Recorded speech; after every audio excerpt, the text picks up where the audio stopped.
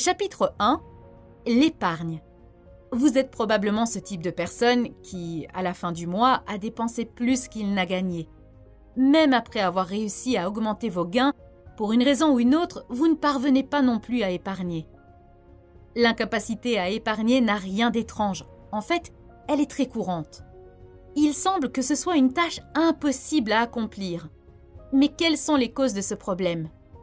Selon l'auteur, les causes sont psychologiques et émotionnelles. Par exemple, vous vous sentez excité à l'idée de gagner votre propre argent et vous croyez que vous êtes libre de dépenser. Vous vous convainquez que vous ne pourrez épargner que lorsque vous gagnerez plus d'argent. Vous augmentez votre plafond de référence et au lieu de dépenser 30 $ pour un cadeau, vous dépensez 100 $. Vous percevez l'épargne comme un sacrifice et non comme un investissement en vous-même. Vous confondez besoin et désir. Demandez-vous, est-ce que je le veux ou est-ce que j'en ai besoin? Bien souvent, nos achats sont dus à des désirs créés artificiellement. Nous nous enthousiasmons facilement pour la campagne de marketing d'une entreprise. On se laisse facilement emporter par les offres ou les promotions dans les magasins. La plupart du temps, il s'agit d'offres trompeuses, où elles ne sont créées que pour inciter à l'achat et augmenter la consommation.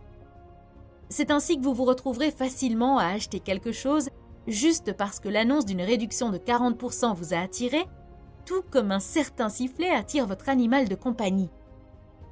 Tout cela représente évidemment un sérieux problème et rend l'épargne difficile. Et comment le résoudre? Solution numéro 1. Arrêtez de remettre à plus tard. La première erreur consiste à attendre de tout dépenser et d'économiser ce qui reste. Si vous êtes de ceux qui veulent attendre jusqu'à la fin pour épargner, juste au cas où il resterait de l'argent, voici ce qui se passera. Vous augmenterez certaines dépenses, votre train de vie sera mystérieusement plus élevé, une urgence surviendra ou le commun « Oh, j'ai encore de l'argent, je mérite d'acheter ceci ou cela ».